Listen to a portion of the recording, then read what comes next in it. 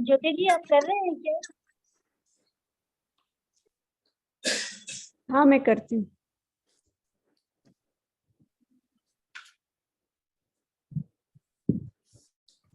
Aunty जी प्रणाम, जय जिनेन्द्र। आवाज आ रही है मेरी? हाँ, ये जो क्या कहते हैं शतक 5 उद्देश्य 4 में है, जो मैं भगवती सूत्र की बुक खत्म करनी ना पढ़ रही हूँ उसको। तो उसमें ये जो हरिणगमेश देव है, जो देवानंदा के गर्भ को सहरण किए थे, तो वो सहरण किस प्रकार से होता है? क्योंकि इसमें 4 चीज बताई, 4 प्रकार के, और आखिरी में लिखा है कि उसके बारीक बारीक टुकड़े करते हैं और नख जैसा करके, तो वो समझ में नहीं आया मुझे। वो सहरण नहीं है, वो तो देवों का कौशल्य प्रकट किया गया है। वो तो पेट में से निकाल के और लेके चले गए। इसमें 4 कारण भी बताए ना, गर्भाशय में गर्भ को लेकर 4 कारण बताएं कि इस प्रकार से। खोलिए प्रश्न नंबर, सब कोई खोलो। मेरी तो बुक में है दीदी, बड़ी मैं भगवती सूत्र, उसमें किसमें होती मुझे भी नहीं मालूम। 5वें शतक का 5वें शतक उद्देश्य 4, सब कोई खोलो, प्रश्न निकालो। पहली बुक में है क्या आंटी जी? हाँ, पेज नंबर 215।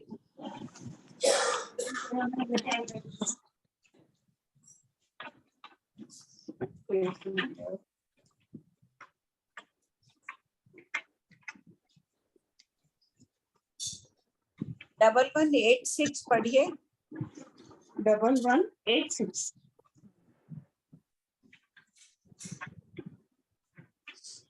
1186 बेटा। हाँ ये है, बराबर। पढ़ो आंटी जी। हाँ पढ़ लो। प्रश्न 1186, हरिणगमेशी देव धर्म का सहरण किस प्रकार करते हैं? आंसर, हरिणगमेशी देव अपने हाथ द्वारा गर्भ स्पर्श करके उस गर्भ को कुछ भी पीड़ा न पहुंचाते हुए एक स्त्री की योनि से बाहर निकालकर दूसरी स्त्री के गर्भाशय में रख देते हैं।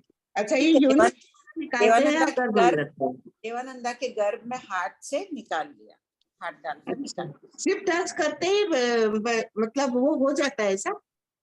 हाँ, हाथ अंदर डाल के निकाल दिया गर्भ को। हाथ अंदर, और उनको पता ही नहीं चलता ऐसा? हाँ, हाँ। अच्छा, क्योंकि वो नख के वो उसमें लिखा था ना कि बुक में मैंने पढ़ा बारीक बारीक छिद्र करते हैं। वो अगला प्रश्न है। अच्छा, रोम कुंभ में, ठीक है। हाँ समर्थ है, अगला प्रश्न भी पढ़ लीजिएगा। अच्छा ठीक, मैं तो बंद करती हूँ। बोलो अनीता।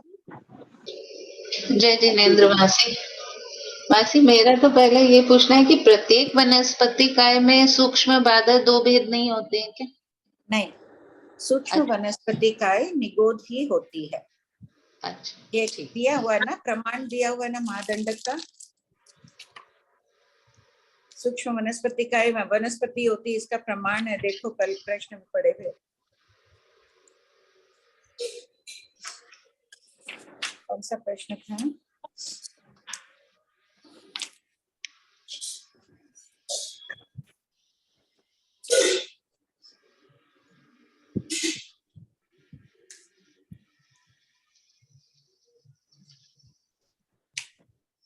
मिला प्रश्न नंबर? नहीं मासी। प्रज्ञापना सूत्र के तीसरे पद का वर्णन था, प्रमाण। 5921 क्या? 5910 बोल रहे हैं मैम। 59। हाँ दिया है ना, देखो। प्रज्ञापना सूत्र पद 3 महादंडक का जो टुकड़ा है, उसके अनुसार सूक्ष्म वनस्पति का एक साधारण शरीर ही है। वहां जो 98 बोल के अल्पभूत्व है, उसमें अनंत के बोल में सूक्ष्म वनस्पति का एक लिया, प्रत्येक में नहीं लिया। ये तो समझ में आ गया कि साधारण शरीर ही सिर्फ सूक्ष्म वनस्पति का ही है। नहीं, सूक्ष्म नहीं, बादर में तो है ही साधारण और प्रत्येक दोनों। आलू, मूला, गाजर आदि अनंत शरीर, अनंत का ही क्या निगोद है, आम आदि प्रत्येक शरीर ही है। ठीक है, निगोद में सूक्ष्म और बादर दोनों है। हाँ, और प्रत्येक वनस्पति में सिर्फ बादर है। प्रत्येक, हाँ सिर्फ बादर। हाँ ठीक है। एक और क्वेश्चन है मासी, ये क्वेश्चन नंबर 5915। इसमें है आंसर में बादर निगोद शरीर की अवगाना बादर पृथ्वी काई से असंख्य गुना बड़ी है। तो मतलब निगोद का शरीर भी पृथ्वी काई के शरीर से बड़ी है। तो हाँ, फिर तो हम लोग पृथ्वी काय को सबसे छोटा अफगाना वाला मानना चाहिए। फिर हम लोग निगोद से ही हमेशा ये क्यों करते कि उसमें अनंत जीव है। निगोद अनंत जीव होते हुए भी जो उसकी बड़ी अवगाना है ना, वो उससे पृथ्वी काई की अवगाना असंख्य गुना, पृथ्वी काई से असंख्य गुना बड़ी बताइए।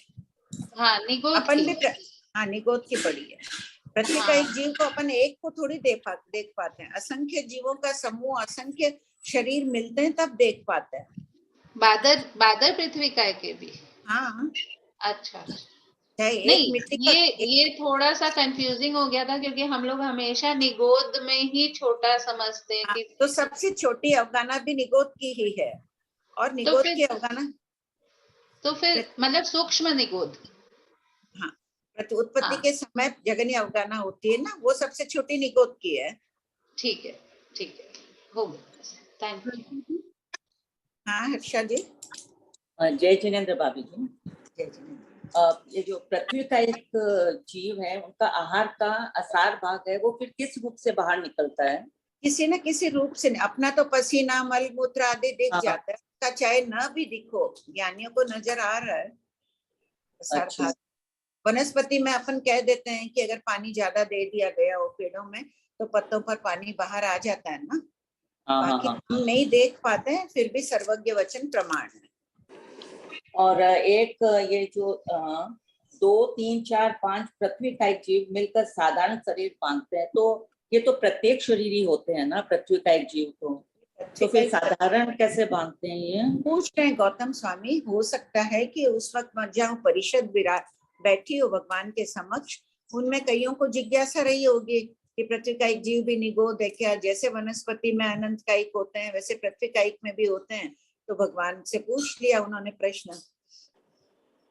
कई भगवान के शिष्य भी होते हैं ना, गौतम स्वामी ने जवाब दिया होगा उनको, उन्हें नहीं विश्वास हुआ तो पुनः भगवान से पूछने पर उन्हें विश्वास हो जाता है।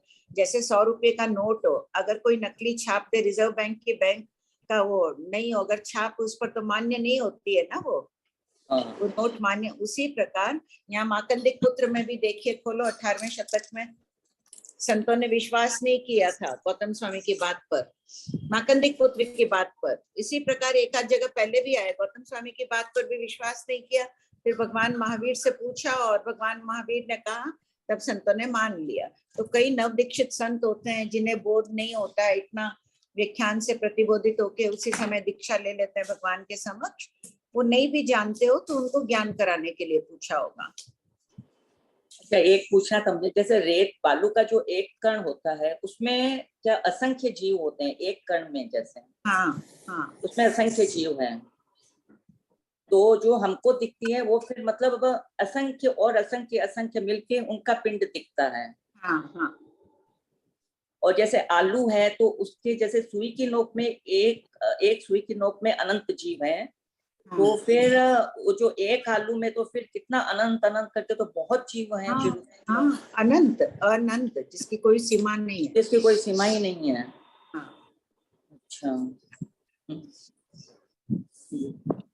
कितने हो गया मैं बाबू जी प्रणाम। जय जिनेन्द्र। हाँ बोलिए।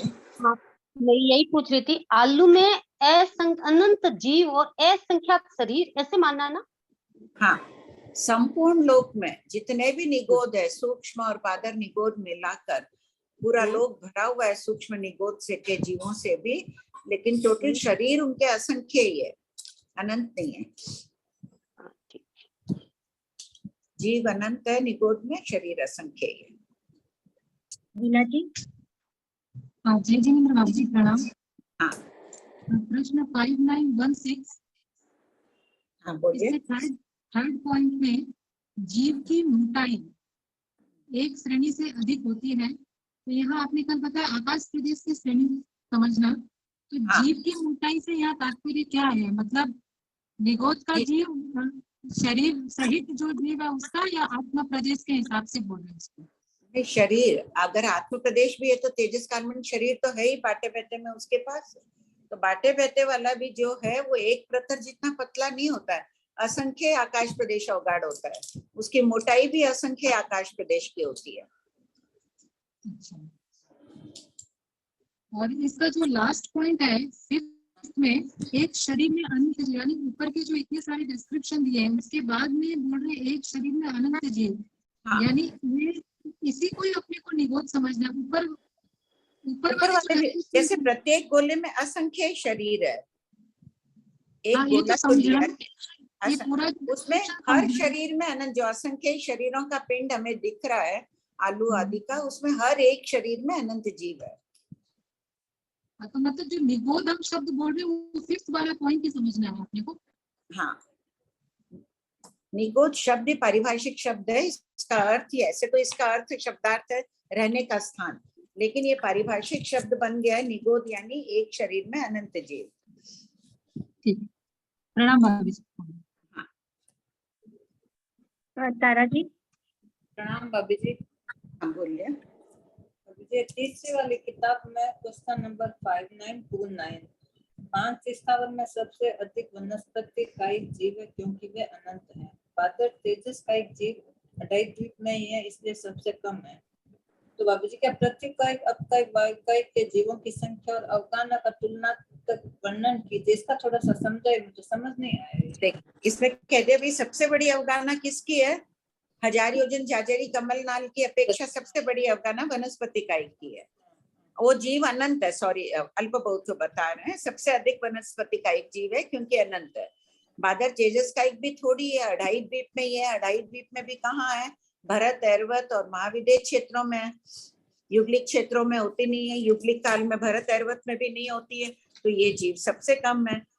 और पृथ्वी, इन तीन के अल्प बहुत्व में, इन तीनों प्रकार के जीवों में सबसे बड़ी अवगाहना है पृथ्वी कायिक की है। उससे अपकायिक की अवगाहना छोटी है, पृथ्वी कायिक से छोटी है। कितनी छोटी है? विशेषाधिक है। उनसे वायु कायिक की अवगाहना छोटी है, वे अपकायिक से विशेषाधिक है। छोटी अवगाहना वाले जीव सबसे अधिक है, वायु कायिक जीव अधिक है। वनस्पति को छोड़ दो, शेष 4 में वायु कायिक जीव सबसे अधिक है। तो इसमें पृथ्वी कायिक, अपकायिक और वायु कायिक कॉमन 2.5 द्वीप में तो ये भी है। हाँ, ये भी है, लेकिन ये बाहर भी है ना, अग्नि तो बाहर है नहीं 2.5 द्वीप के बाहर। और पृथ्वी पानी वनस्पति के जीव, बादर पृथ्वी पानी वनस्पति पूरे लोक में, ईशत प्राग भरा पृथ्वी की बनी हुई है। वायु जहां जहां खाली स्थान है वहां है ही। अपकायिक देवलोक की बावड़ियों में भी है, अधोलोक में शरीलावती, वप्रा, विजया आदि में भी है, और घनोदधि है। हर पृथ्वी के नीचे वो पानी है ना, 20,000 योजन की घनोदधि है ना 7 पृथ्वियों के नीचे। हाँ। और पृथ्वियों के चारों तरफ वलय आई हुई है घनोदधि की, वो भी पानी है। समुद्रों में पानी है। 10 नाल के बाहर तो समुद्र नहीं गए, लेकिन स्वयंभू रमण समुद्र आदि में पानी बहुत है। ठीक है, हो गया। प्रणाम भाभी जी। हाँ, मैं बोल रही हूँ। प्रणाम भाभी जी। हाँ विनीता। भाभी जी, वो कल आप बताए थे ना कि आलू यानी जमीकंद के सुई की नोक जितनी जगह में जितने जीव है उतने जीव भी सिद्ध नहीं हुए, ऐसा? एक निगोद के शरीर के लिए दिया हुआ है ना, इसमें प्रमाण सहित दिया हुआ है संगनी का। नहीं, ऐसे आश्चर्य नहीं होता है कि अनंत जीव सिद्ध हो गए और एक सुई के नोक जितनी जगह में जितने जीव है उतने भी नहीं हुए? तो फिर ये लोग जितने सिद्ध होने हैं इतना तो भी भविष्य काल, अनंत अतीत काल बनता गया, फिर भी भविष्य काल समाप्त नहीं होगा ना। हाँ बस तो वही एक बार कल्पना कर रही थी तो इतना आश्चर्य हो रहा था। विनीता, काल भी द्रव्य है। काल को तो अपन एकदम सरलता से स्वीकार कर लेते हैं। हाँ, अनंत भविष्य काल पड़ा है, अनंत भविष्य काल भूत वर्तमान बनकर भूतकाल बन गया। हाँ, उसी हाँ, प्रकार राशि को भी स्वीकार कर लो, वो भी तो द्रव्य है, काल भी, ये भी द्रव्य है। ठीक, जीव क्यों आश्चर्य करें अपन? ठीक है, कृतज्ञ भाभी जी। अगर नहीं मानेंगे ये अपन, तो भाई अंत मानना पड़ेगा अपने को, सिद्ध गति का, सिद्धि गति का। वो है, कभी अंत बताया नहीं है भगवान ने। सही सही, कृतज्ञ भाभी जी। सुधा भाई। हाँ प्रतिभा। हाँ, प्रणाम भाभी जी। मेरा प्रश्न है, प्रश्न नंबर 5766, 2 नंबर किताब से, और पेज 540।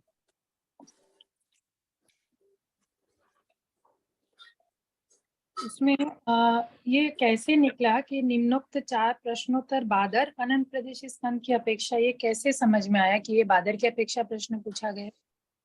मतलब ये जो थर्ड पॉइंट है उससे निकला क्या? नहीं तो सूक्ष्म अनंत प्रदेशी स्कंद को तो छद्मस्त मनुष्य जानेगा नहीं ना, 4 भंग बनेंगे नहीं, सूक्ष्म में तो 2 ही भंग बनेंगे 5761 जैसे। 5761 में छद्मस्त मनुष्य परमाणु पुद्गल को जानता देखता है अथवा नहीं। तो उत्तर क्या है, पढ़ो 5761 का। उत्तर गौतम कोई जानता है किंतु देखता नहीं, और कोई जानता भी नहीं है देखता भी नहीं है। कोई जानता है किंतु देखता नहीं, इसका मतलब क्या हुआ? इसका उत्तर है देखो 5764 पढ़ो।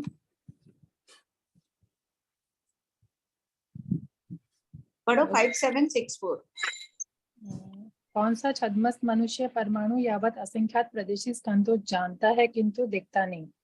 श्रुत ज्ञानी परमाणु आदि सूक्ष्म पदार्थों को अपने श्रुत ज्ञान के बल से अर्थात शास्त्र के आधार से जानता है किंतु देखता नहीं। अच्छा, ये वाला है। इसी प्रकार सूक्ष्म अनंत प्रदेशी स्कंद का भी समझ लेना चाहिए, असंख्य प्रदेशी स्कंद का। और नीचे जो अनंत प्रदेश का वर्णन है वो बादर की अपेक्षा होगा, क्योंकि देखना भी कहा है ना। यहाँ वो मेरे अवधि को ये ज्ञान को नहीं ध्यान लेना था, नहीं, मतलब इसमें अवधि 4 ज्ञान, अंक बनेंगे नहीं, ये नहीं ध्यान था मुझे। अवधि ज्ञानी को तो क्योंकि अवधि ज्ञान का वर्णन अलग है, तो यहाँ पे मति शुद्ध ज्ञानी को ही लेना पड़ेगा। हाँ, इसीलिए कंफ्यूजन हो गया था वो। सामान्य अवधि ज्ञानी का भी है और परम अवधि ज्ञानी का भी अलग प्रश्न ले लिया है, इसलिए यहाँ पर बादर की अपेक्षा ही समझना चाहिए। एक प्रश्न तो, और है 5772। हाँ बोलो। भंते क्या अधो अवधिक नियत क्षेत्र जानने वाला यानी परम अवधि से न्यून मनुष्य परमाणु पुद्गल यावत अनंत प्रदेश स्तंभ को जानता देखता है? तो यहाँ पे जो 4 भंग बताए हैं ये वाले जो 5766 के, उसमें पहला भंग हम कैसे घटित करेंगे? एक एग्जांपल से बता सकते हैं?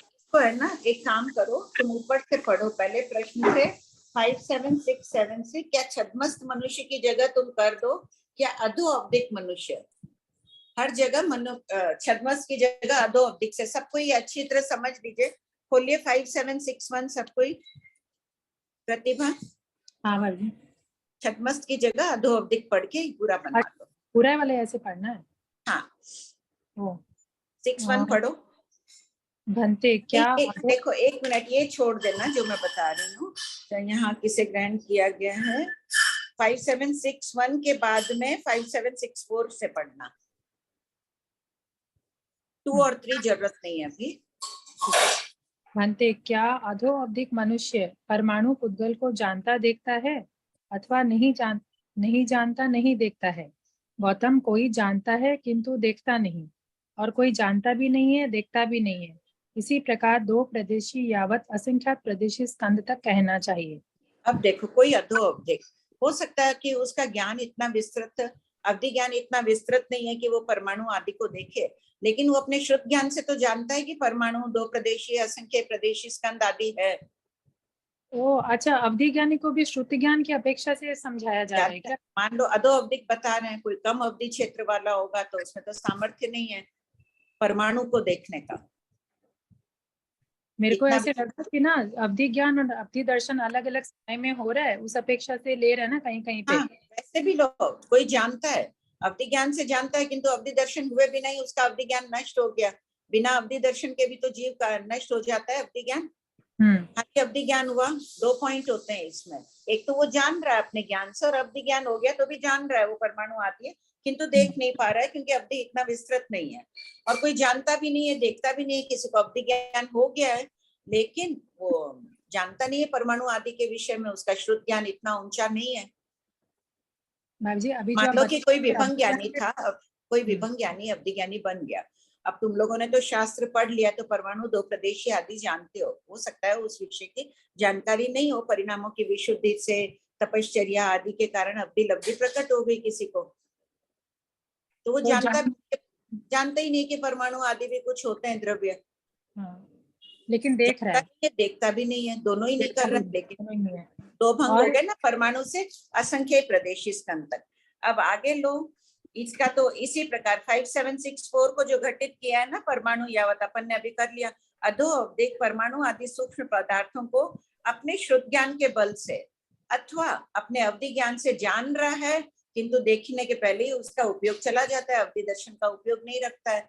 अवधि दर्शन नष्ट भी हो जाता है, अवधि ज्ञान नष्ट भी हो गया, काल भी कर सकता है। अवधि ज्ञान प्रकट हुआ, उपयोग गया, बिना अवधि दर्शन हुए काल कर गया। वो क्षणांग में दिया है कि बिना अवधि दर्शन हुए भी जीव काल कर जाता है। ये हुआ इसका। और 4 भंग तो इसमें सेम भंग बन जाएंगे। पढ़ना है चारों भंग?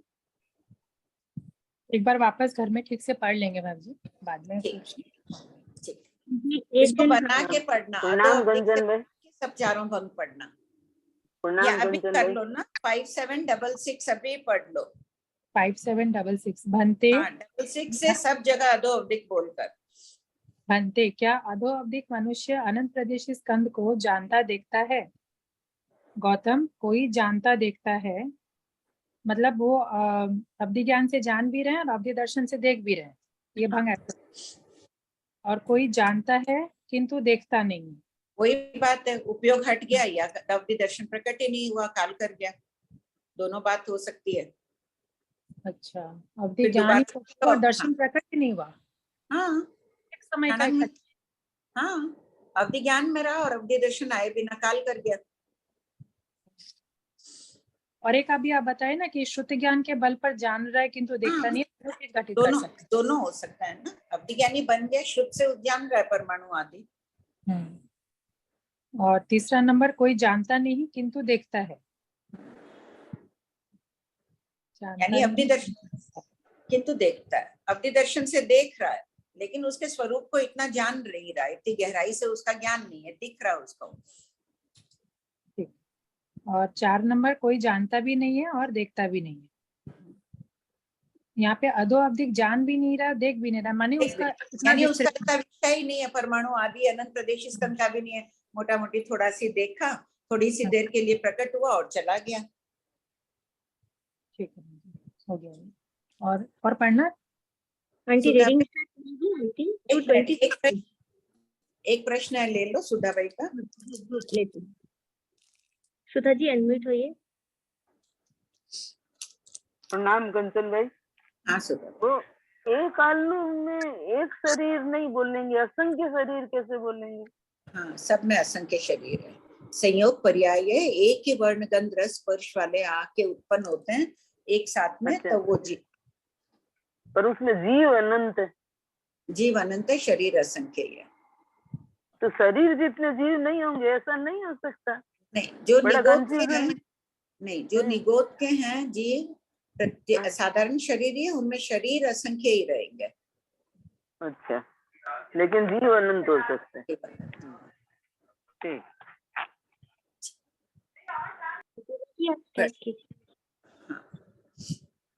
प्रतिभा प्रस्तावना पढ़ लो ना, उस दिन रह गए थे।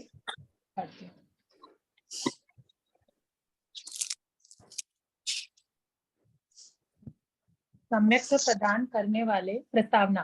सम्यक्त्व प्रदान करने वाले आचार्य श्री 1008 श्री नानालाल जी महाराज साहब की जन्म शताब्दी के अवसर पर 36 अनमोल गुणों से सुशोभित आध्यात्मिकता के प्रतीक आचार्य श्री 1008 श्री रामलाल जी महाराज साहब एवं बहुश्रुत वाचनाचार्य उपाध्याय प्रवर श्री राजेश मुनि जी महाराज साहब के ज्ञान लोक से कुछ ज्ञान रश्मियां अर्जित की।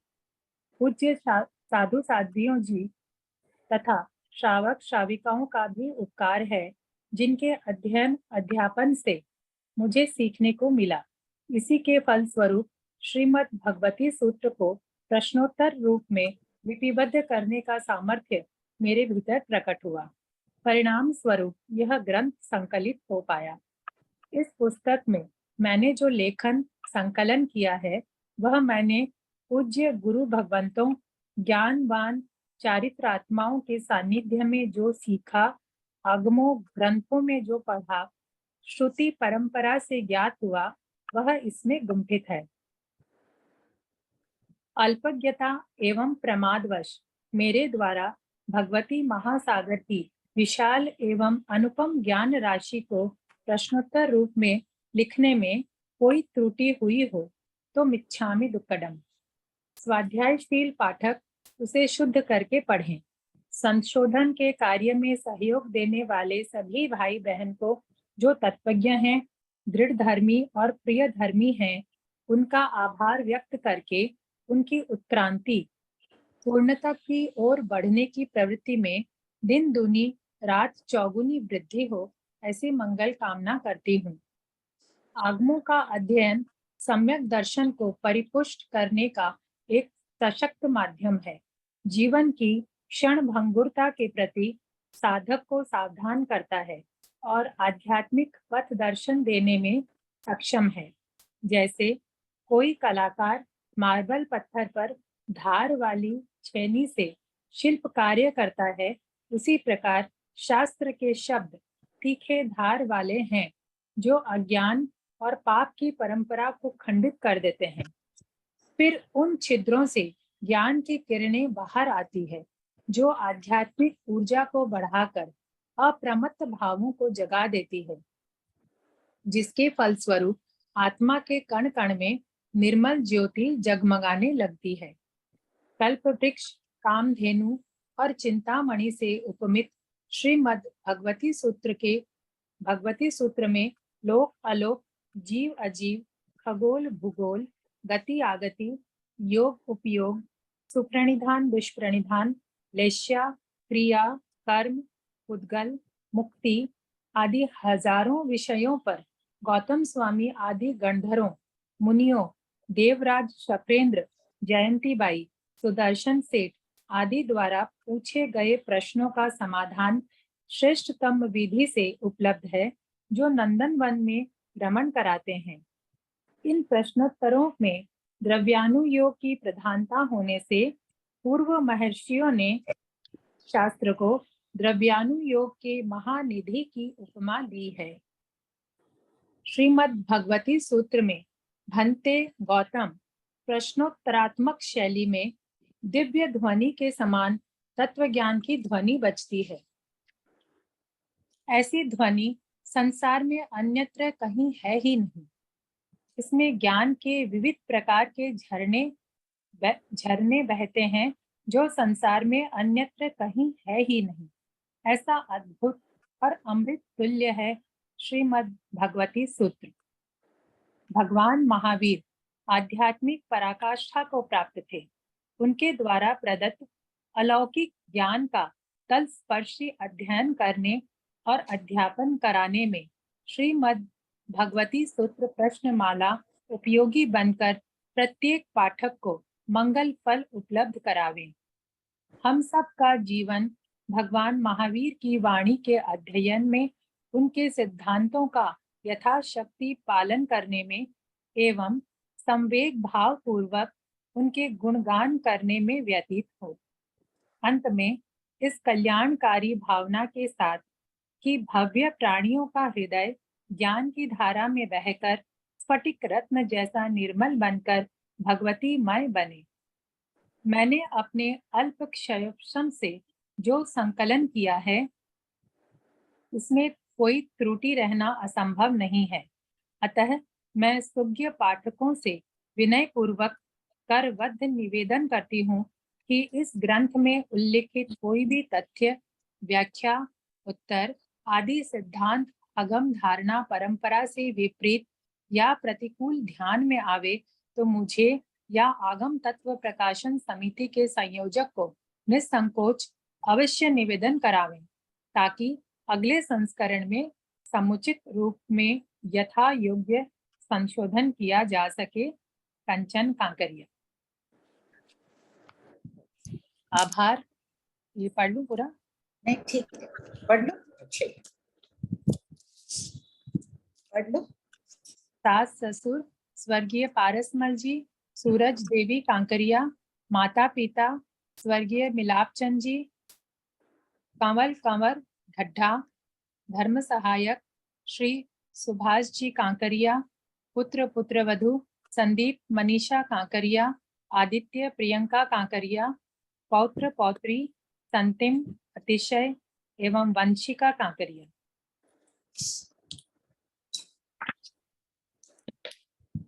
कितना सुंदर लिखा है वैल्यू।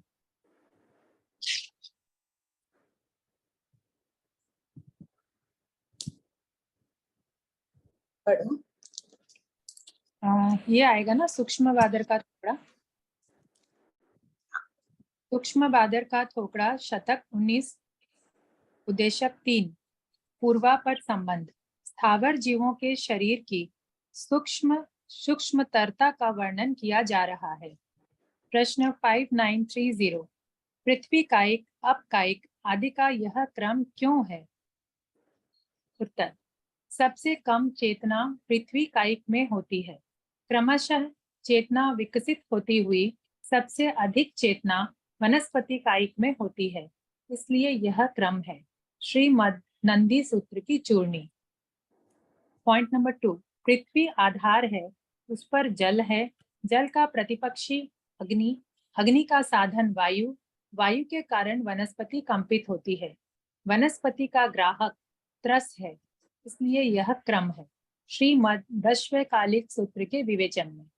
नोट निम्नोक्त 7 प्रश्न सूक्ष्म जीवों के शरीर की अपेक्षा है। प्रश्न 5931 5 स्थावर में कौन सी काय सबसे सूक्ष्म है और कौन सी सूक्ष्मतर है? उत्तर वनस्पति कायिक सबसे सूक्ष्म है और सबसे सूक्ष्मतर है। प्रश्न 5932 सबसे सूक्ष्म और सबसे सूक्ष्मतर शब्दों के अर्थ को स्पष्ट कीजिए। उत्तर 1 नंबर पॉइंट सूक्ष्म नाम कर्म वाले एकेंद्रीय जीवों को सबसे सूक्ष्म कहा गया है और सूक्ष्म एकेंद्रीय जीवों की परस्पर तुलना में जो सबसे सूक्ष्म हो उन्हें सबसे सूक्ष्मतर कहा गया है। प्रश्न 5933 वनस्पति कायिक को छोड़कर शेष 4 स्थावर में कौन सी काय सबसे सूक्ष्म और सूक्ष्मतर है? वायु कायिक सबसे सूक्ष्म और सबसे सूक्ष्मतर है। प्रश्न 5934 भंते पृथ्वी कायिक अपकायिक और तेजस कायिक में कौन सी काय सबसे सूक्ष्म है और कौन सी सूक्ष्मतर है? उत्तर गौतम तेजस कायिक सबसे सूक्ष्म और सबसे सूक्ष्मतर है। प्रश्न 5935 भंते पृथ्वी कायिक और अपकायिक में कौन सी काय सबसे सूक्ष्म है और कौन सी सूक्ष्मतर है? गौतम अपकायिक सबसे सूक्ष्म और सबसे सूक्ष्मतर है। पृथ्वी कायिक की अवगाहना बड़ी है।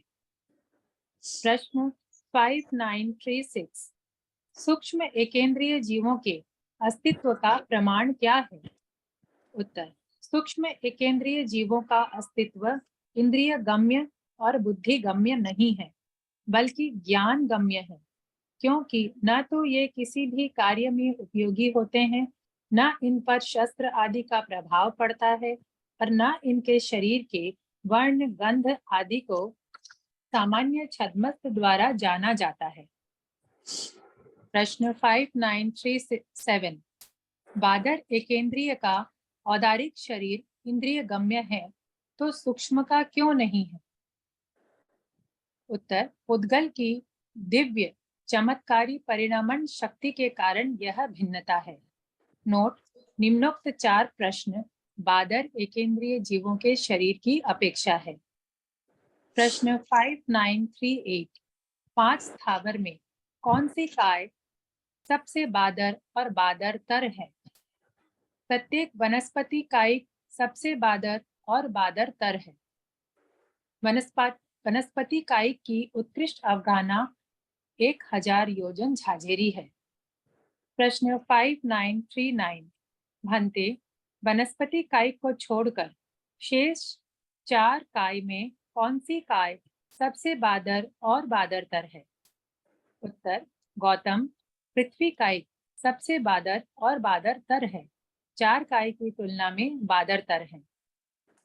प्रश्न 5940 भंते अपकायिक तेजस कायिक और वायु कायिक में कौन सी काय सबसे बादर और बादरतर है?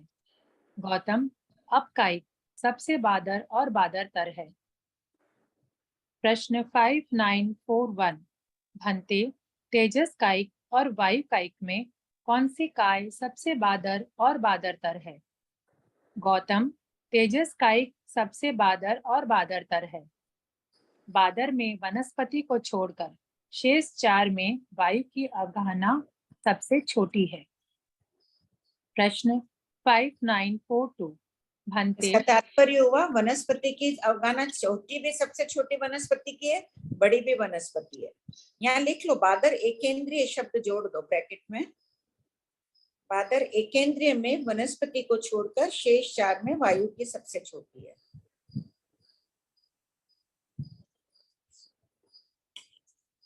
प्रश्न 5942 भंते पृथ्वी कायिक जीवों का शरीर कितना बड़ा है?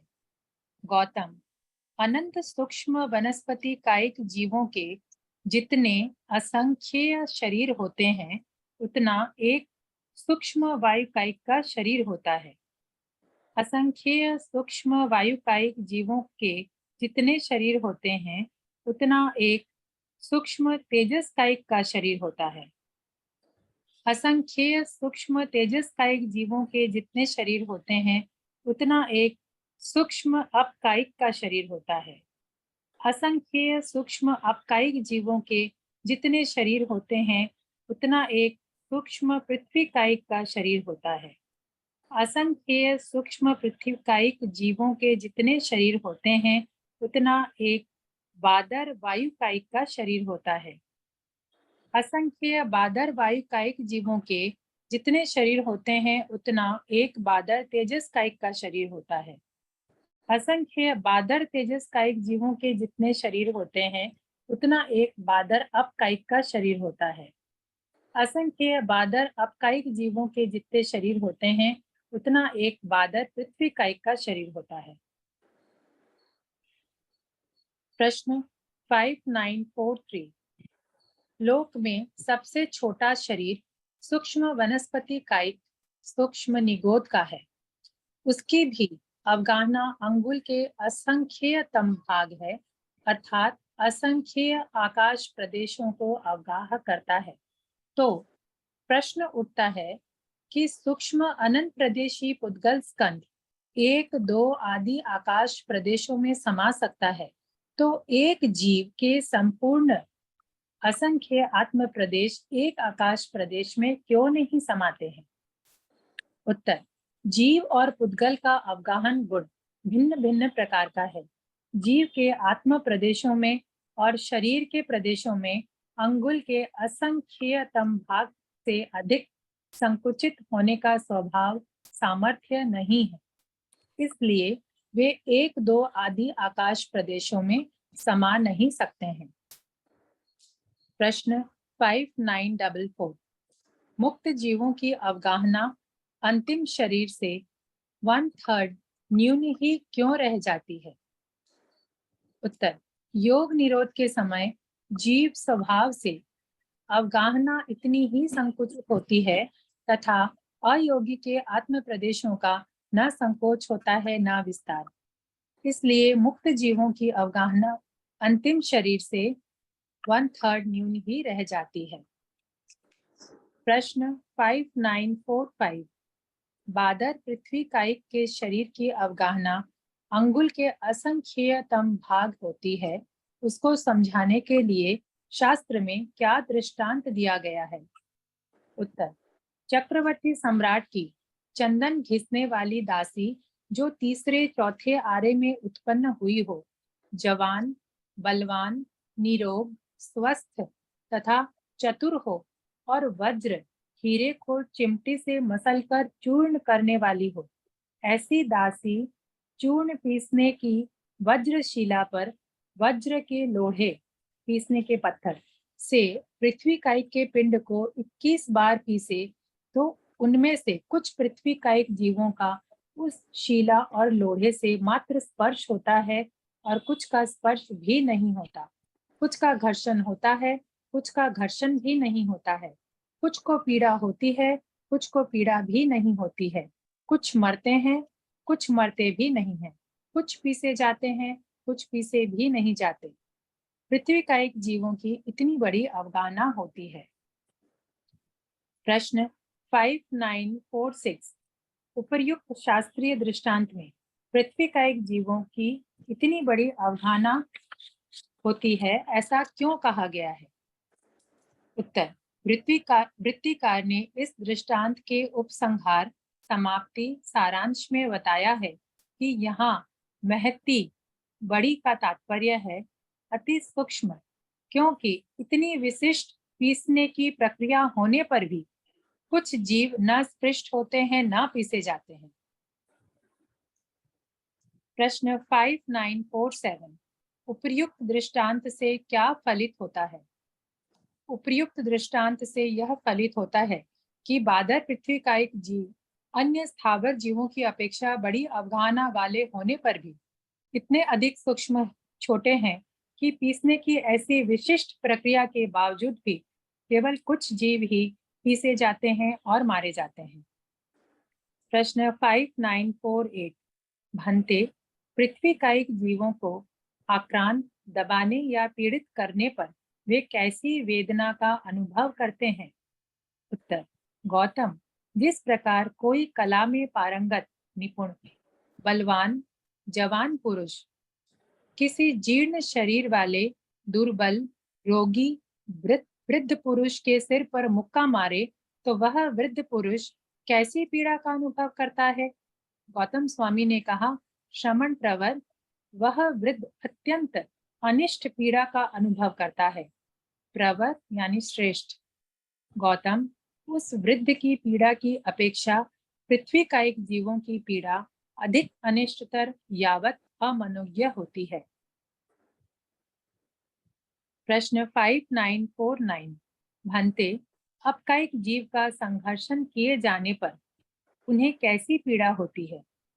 गौतम, पृथ्वी कायिक जीवों के समान समझना जानना चाहिए। इसी प्रकार तेजस कायिक, वायु कायिक और वनस्पति कायिक जीवों की वेदना का कहना चाहिए। प्रश्न 5950 भगवान महावीर ने दृष्टांत देकर स्थावर जीवों की पीड़ा का वर्णन क्यों किया है?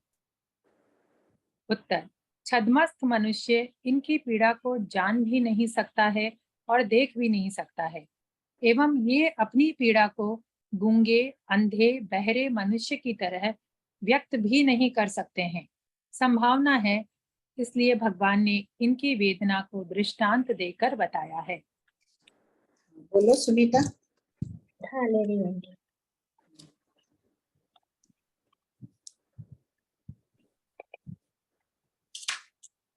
सुनीता जी अनम्यूट हुई है।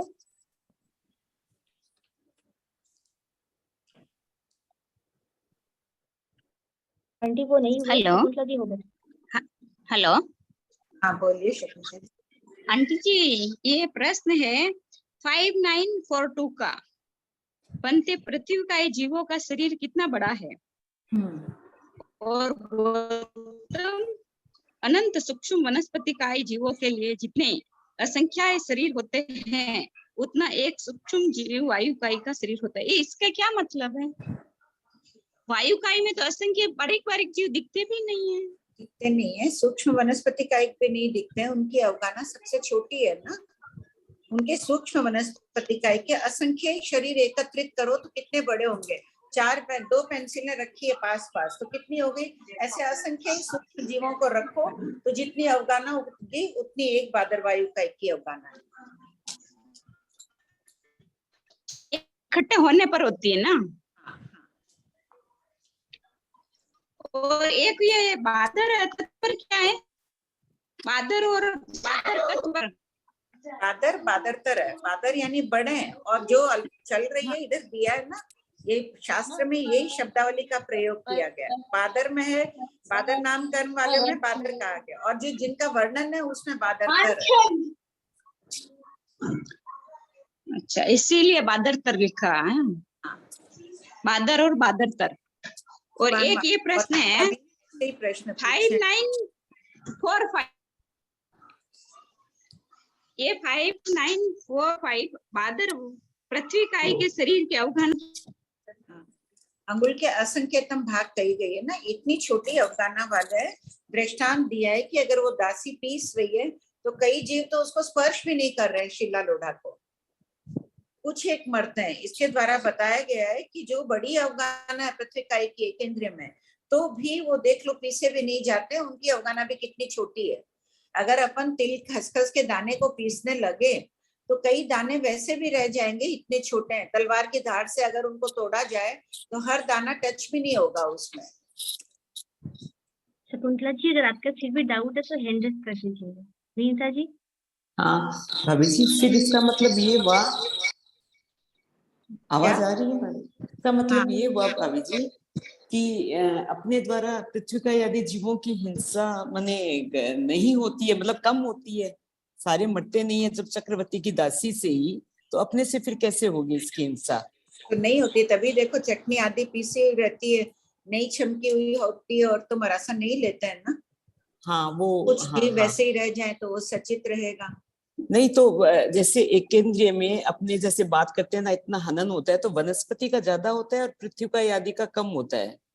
नहीं, वनस्पति भी कोमल है, वनस्पति भी महीन होती है, कई जीव नहीं भी पीसे जाए चटनी नहीं लेते हैं ना मरासा। नहीं, इधर उनके मरासा नहीं लेते हैं, कंपैरिजन, बिना छमकी हुई चटनी नहीं, कि कोई पत्ते का दाना कोई कुछ रह जाए उसमें सचित, इसलिए बिना हाँ छमकी हुई नहीं लेते हैं। हाँ, नहीं यहाँ मेरी जिज्ञासा ये हो रही है कि जैसे अपने सब्जी वगैरह सुधारते हैं तो अपने मन में एक ये पढ़ने के बाद और होने के बाद ऐसे आलू का भी देख लें तो एक कंपकपी सी, ऐसे कई बार ऐसे फील होता है कि इतनी हिंसा हो रही है। पर जैसे आज का ये पढ़ के ऐसे लग रहा है कि वो कंपकपी अब होनी चाहिए, तुम्हारा मैं वो कैसा, नहीं बोल रही हूँ। एक कम हाँ जीवों की हिंसा होती है, सभी जीव नहीं मरते हैं। अपने हाँ भाव हाँ तो किसी को बचाने के थे नहीं, भाव तो सभी को मारने थे, उसको महीन पीसना है। हाँ हाँ हाँ हाँ, तो अच्छा उस अपेक्षा यमराज से, ने एक को भी नहीं मारा ना, भाव हाँ तो हाँ थे हाँ ही हाँ, उसके। सही सही सही, ठीक है भाभी जी। संजू जी। अभी जी 5,937, 5,937 पढ़ू। हाँ बोलिए। पादर एकेंद्र का औदारिक शरीर इंद्र गम्य है तो सूक्ष्म का क्यों नहीं है? तो उत्तर है पुद्गल की दिव्य यानी चमत्कारी परिणमन शक्ति के कारण यह भिन्नता है। देखो अभी जी सूक्ष्म नीचे- जीवों का शरीर भी औदारिक है, बादर एकेंद्र का भी औदारिक है। बादर एकेंद्र के तो असंख्य शरीर मिलकर, निगोद के अनंत शरीर मिलकर, नहीं सॉरी, असंख्य शरीर मिलते हैं तब हमें दिखते हैं। तो सूक्ष्म के तो दिखते ही नहीं है, अपनी आंखों में इतने, अपने कहीं खाज खुजली कुछ नहीं होती है, इतने अपने शरीर के भीतर, आंखों के भीतर हमें महसूस ही नहीं होता है, न उनके वर्ण गंध रस स्पर्श की अनुभूति होती है। बाकी बादर एकेंद्र देखो सब में कुछ न कुछ वर्ण गंध रस स्पर्श दिखता तो है ही। बादर अब का वायु का एक हमें नहीं दिखती है, हवा दिखती नहीं है, लेकिन स्पर्श से उसकी अनुभूति होती है, इंद्रिय गम्य है। हवा आके झोंका आता है तो हमें पता चलता है। सूक्ष्म का तो कुछ भी नहीं पता चलता है। क्यों? क्योंकि ये पुद्गल की चमत्कारी शक्ति है। इतना लोक देखो, ये तो अष्टस्पर्शी पुद्गल है, दूसरे भी पूरा लोक, अदृश्य जगत भी तो है। उस दिन भी मैंने कहा था ना, हम तो दृश्यमान जगत को देख रहे हैं, जैसे दृश्य जगत है वैसे ही अदृश्य पुद्गल, औदारिक, वेक्रिय, आहार, परमाणु आदि, दो प्रदेश स्कंद, भाषा वर्णा के पुद्गल लोक में ठसा ठस हर आकाश प्रदेश पर भरे हुए हैं। हमें दिखते हैं क्या? वो पुद्गल पे इधर से उधर गति कर रहे हैं, 14 रज्जु की दूरी तय कर रहे हैं, गोल गोल घूम रहे हैं, अनेक संस्थान रूप में परिणत हो रहे हैं, लेकिन दिखते नहीं है हमें। तो ये पुद्गल की एक चमत्कारी शक्ति है, चमत्कारी है और क्या है। दिव्य शब्द का और अर्थ है भाभी जी चमत्कार, अब अनेक अर्थ आते हैं, एक शब्द है चमत्कार, तो ये चमत्कार ही है पुद्गल का। भाभी जी अपन जैसे चटनी पीसते हैं तो उसमें भी ऐसा होता है कि कोई जीव मरता है कोई रह जाता है, ऐसा हो सकता है उसमें भी? हाँ हाँ हो सकता है। लेते हैं मरसा बिना छमकी हुई चटनी? नहीं। क्योंकि संभावना है कि रह सकता है, हो सकता है कि अच्छा हाँ। पीसा हो, नियम एक ही रहेगा ना। मैंने अच्छी तरह नहीं पीसी तो हो सकता है हो, आपने पीसी हो तो वो तो नियम सर्वसाधारण के लिए एक जैसा होता है कि उन्हें क्या पता कौन सी बाई ने कैसे पीसा है। तो भाभी जी अगर दो शास्त्र एक बार मिल जाए, जैसे वनस्पति के साथ में पृथ्वी का एक, जैसे नमक आदि मिल गया, नमक डाल दिया, हाँ। हाँ, तो वो अच्छी तरह हो जाएगा। नमक भी अल्प मात्रा में हो तो नई शस्त्र परिणत हो। अच्छा। कितना नमक डालते हैं?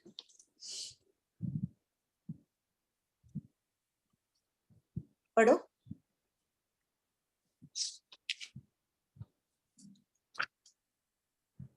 थोपड़े का नाम ही महाश्रव है, सबको बचना है। आज महाश्रव हुआ कुछ? एक सेकंड के लिए चिंतन कर लो। आश्रव यानी कर्मों का प्रवाह आना। भयंकर प्रवाह तो नहीं आया किसी कारण से अपने सुबह से? प्रतिभा का तो नाम में सर हिल रहा है और मुझे कोई नहीं दिख रहा है। लेकिन ना भाभी जी, पढ़ते पढ़ते लगता है जिसको हम लोग भयंकर समझते नहीं है, पढ़ने के बाद पता चलता है कि ये भयंकर था। कभी कभी अब तो पढ़ते पढ़ते ऐसे लगने लग गया है। पढ़ो। महाश्रव आदि के 16 भंगों का थोकड़ा, शतक 19 उद्देशक 4। पूर्वा पर संबंध। स्थावर जीवों की पीड़ा पर प्रकाश डालने के पश्चात 24 वर्गणाओं के जीवों में महाश्रव आदि के 16 भंग जो पीड़ा और दया की तुलनात्मक दृष्टि से मननीय है, उसका वर्णन किया जा रहा है। पीड़ा न देने से महाश्रव पीड़ा देने से महाश्रव होता है। प्रश्न 5951। प्रस्तुत आलापकों में किसकी मीमांसा विवेचना की जा रही है? 1 महाश्रव अल्पाश्रव, 2 महाक्रिया अल्पक्रिया, 3 महावेदना अल्पवेदना, 4 महानिर्जरा अल्पनिर्जरा। इन 4 पदों की 16 भंगों से मीमांसा की गई है। प्रश्न 5952। पीड़ा कौन सी होती है? हो सकता है कि अपन ने कायिक पीड़ा नहीं दी हो, एक इंद्र की होगी, खाना पीना पानी ये वो सब।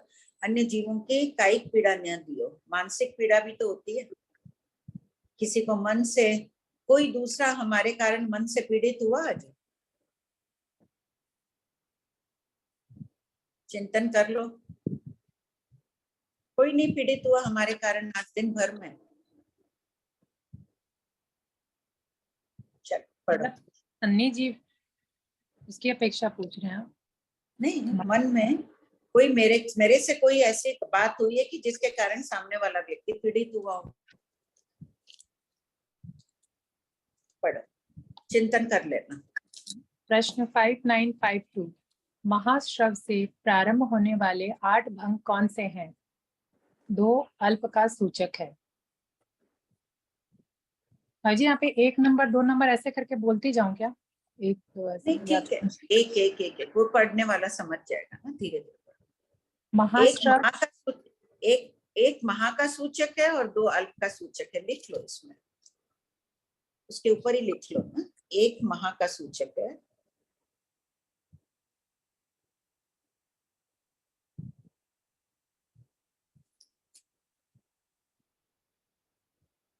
महाश्रव, महाक्रिया, महावेदना, महानिर्जरा। महाश्रव, महाक्रिया, महावेदना, अल्पनिर्जरा। महाश्रव, महाक्रिया, अल्पवेदना, महानिर्जरा। महाश्रव, महाक्रिया, अल्पवेदना, अल्पनिर्जरा। महाश्रव, अल्पक्रिया, महावेदना, महानिर्जरा। महाश्रव, अल्पक्रिया, महावेदना, अल्पनिर्जरा। महाश्रव, अल्पक्रिया, अल्पवेदना, महानिर्जरा। महाश्रव, अल्पक्रिया, अल्पवेदना, अल्पनिर्जरा। प्रश्न 5953। अल्पाश्रव से प्रारंभ होने वाले 8 भंग कौन से हैं? अल्पाश्रव, महाक्रिया, महावेदना, महानिर्जरा। अल्पाश्रव, महाक्रिया, महावेदना, अल्पनिर्जरा। अल्पाश्रव, महाक्रिया, अल्पवेदना, महानिर्जरा। अल्पाश्रव, महाक्रिया, अल्पवेदना, अल्पनिर्जरा। अल्पाश्रव, अल्पक्रिया, महावेदना, महानिर्जरा। अल्पाश्रव, अल्पक्रिया, महावेदना, अल्पनिर्जरा। अल्पाश्रव, अल्पक्रिया, अल्पवेदना, महानिर्जरा। अल्पाश्रव, अल्पक्रिया, अल्पवेदना, अल्पनिर्जरा। ये पढ़ लेते हैं, उसके बाद वापस 16 भंगों में कुछ छूट गया हो तो फिर बात कर लेंगे। प्रश्न 5954। महाश्रव आदि 16 भंगों की प्ररूपणा से क्या ज्ञात होता है? किन जीवों में आश्रव कर्मों का प्रवाह आदि कौन सी बात महान, ज्यादा और कौन सी अल्प होती है, यह बताने के लिए 16 भंगों की प्ररूपणा की गई है। प्रश्न 5955 महाश्रव आदि 4 पदों का आधार क्या है? जीवों के शुभाशुभ परिणामों के अनुसार आश्रव, क्रिया, वेदना और निर्जरा, ये 4 बातें होती है। परिणामों की तीव्रता से 4 बातें महान और परिणामों की मंदता से 4 बातें अल्प रूप में परिणत होती है। प्रश्न 5956 परिणामों 4 पद कौन से हुए? 5951 में है ना 4 पद।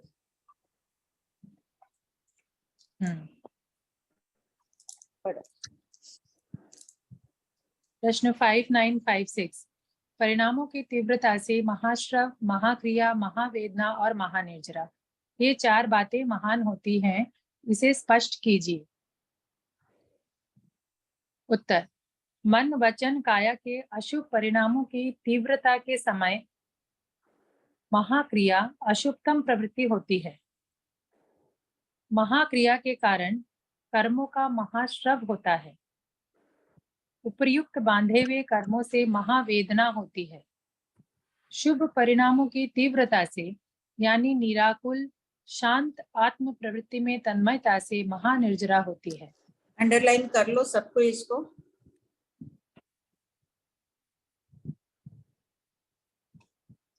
जब वापस पढ़ो तो रुक जाना इस लाइन पर। अभी सबको अपन शुभ परिणामों की तीव्रता में है, शांत है हमारी आत्म प्रवृत्ति, या कहीं अंतर हृदय में ईर्ष्या, द्वेष आदि से युक्त है।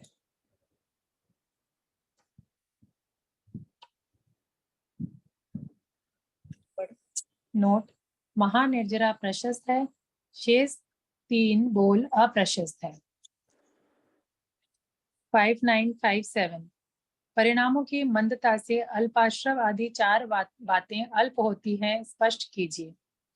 संवर, सामायिक, पौषध, त्याग, प्रत्याख्यान आदि के समय हिंसाजनक क्रियाएं अल्प होती है, इसलिए अल्प क्रिया के समय अल्पाश्रव कर्म बंधन कम होता है। उपर्युक्त बंधे हुए कर्मों से अल्प वेदना होती है। मन, वचन, काया को पवित्र न करने पर ईर्ष्या आदि परिणामों में अल्प निर्जरा होती है।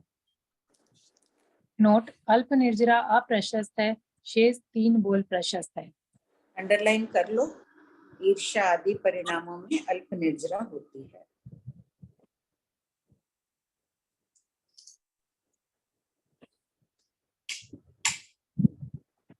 प्रश्न 5958 नैरिकों में महाश्रव आदि 16 भंगों में से कितने भंग पाए जाते हैं? नैरिकों में 16 भंगों में से महाश्रव, महाक्रिया, महावेदना और अल्प निर्जरा वाला दूसरा भंग पाया जाता है। भाव स्वभाव से इनमें अल्पाश्रव, महानिर्जरा आदि के परिणाम नहीं होते हैं, इसलिए इनमें शेष 15 भंग नहीं पाए जाते हैं। प्रश्न 5959 नैरिकों में उपर्युक्त भंग किस कारण से पाया जाता है? नैरिक अन्य नैरिकों को पीड़ित करते हैं और उन्हें पीड़ित देखकर खुश होते हैं, इसलिए उनके कर्मों का बंध अधिक होने के कारण महाश्रव वाले हैं। उनके कायिकी आदि क्रियाएं बहुत होती हैं, इसलिए महाक्रिया वाले हैं। उनके असाता वेदनीय का तीव्र उदय होता है, इसलिए महावेदना वाले हैं। उनमें अविरत परिणामों के कारण निर्जरा अल्प होती है तथा तप, त्याग आदि निर्जरा के परिणाम भी नहीं होते हैं, इसलिए वे अल्प निर्जरा वाले हैं। क्यों नहीं होते हैं तप, त्याग आदि निर्जरा के परिणाम? किस कर्म के उदय से? प्रतिभा, अप्रत्याख्यान वर्ण के उदय से। उदय के कारण उनके परिणाम नहीं बनते। प्रश्न 5960 नरक में सम्यक दृष्टि एवं भावी तीर्थंकर यानी निकाचित तीर्थंकर नाम कर्म बांधे हुए जीव भी होते हैं। अन्य नैरिकों की अपेक्षा उनमें उनके परिणाम शुभतर होते हैं, तो क्या उनमें भी महाश्रव यावत अल्प निर्जरा वाला दूसरा भंग ही पाया जाता है? नरक में सम्यक दृष्टि एवं भावी तीर्थंकर भी अविरति के कारण महाश्रव वाली तथा भाव स्वभाव से विशुद्ध परिणामों में प्रबलता न होने से अल्प निर्जरा वाले होते हैं, अर्थात इनमें महानिर्जरा योग्य विशुद्ध भाव नहीं होते हैं। अतः महाश्रव यावत अल्प निर्जरा ही होती है। ठाणांक 10 में कहा गया है 10 प्रकार की विशुद्धि बताई गई है। गुरु के प्रति पूज्य भाव होना भी विशुद्धि है। सबके है अपने अपने गुरु के प्रति पूज्य भाव, बहुत घनीभूत करो, वो भी एक प्रकार की उच्च कोटि की विशुद्धि है। आत्मा इतनी विशुद्ध होती है, अहो भाव रखो गुरु के प्रति। प्रश्न 5961, असुर कुमार आदि चारों प्रकार के देवों में महाश्रव आदि के 16 भंगों में से कितने भंग पाए जाते हैं? देवों में महाश्रव, महाक्रिया, अल्प वेदना, अल्प निर्जरा वाला सिर्फ चौथा भंग पाया जाता है। प्रश्न 5962, चारों प्रकार के देवों में उपयुक्त भंग किस कारण से पाया जाता है?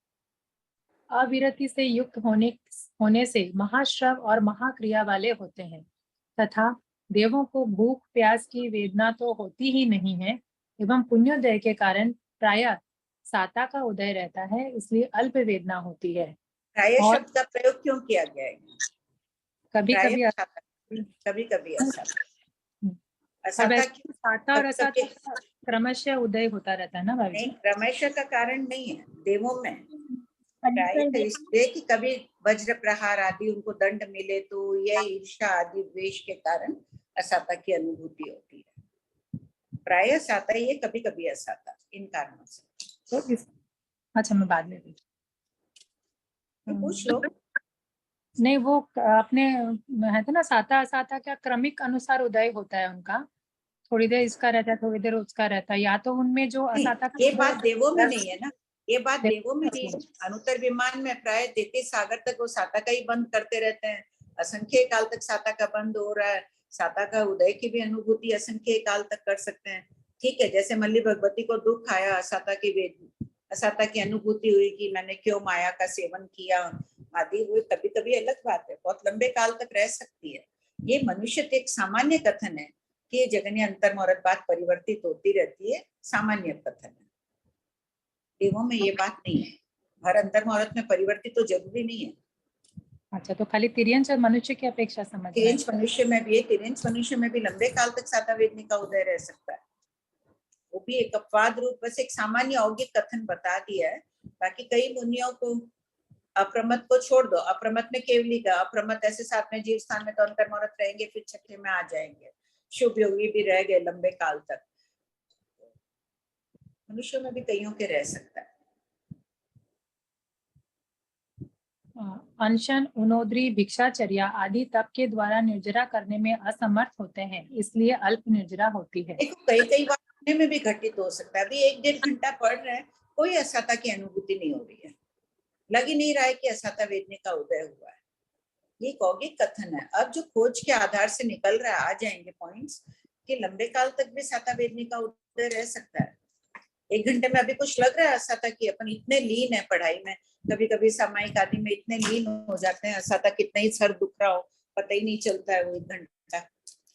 पर वो तो पता नहीं चला वाला बात हो गया ना भाई जी। नहीं, अब तो शायद आने वाला है, कुछ चेंज आने वाला है, कहीं खोज चल रही होगी तो आने।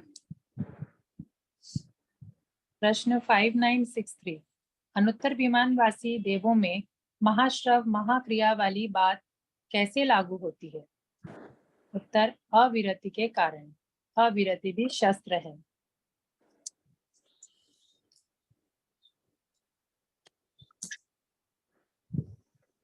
प्रश्न 5964, अनुत्तर विमानवासी देवों में असाता का उदय अल्प होने से उनके अल्प वेदना तो स्पष्ट है, किंतु सम्यक दर्शन के सद्भाव में भी वे अल्प निर्जरा वाले क्यों हैं? उनके तप आदि द्वारा प्रयत्न जन्य निर्जरा नहीं होती है, इसलिए वे अल्प निर्जरा वाले कहे गए हैं। महानिर्जरा प्रयत्न से होती है, मन वचन काया को शुभ भी प्रयत्न से कर रहे हैं ना, अशुभ में नहीं जाने दे रहे हैं, रोक रहे हैं, तप आदि भी कर रहे हैं तो प्रयत्न पूर्वक कर रहे हैं। पढ़िए। श्रावक और साधु की अपेक्षा सेम अगर निर्जरा दोनों जन कर रहे हैं तो साधु की ज्यादा होगी ना? हाँ, प्रत्यक्षण वर्ण कर्म का क्षोक्षम है उनके, परिणाम विशुद्ध है, 5 महाव्रतों से आत्मा अलंकृत है।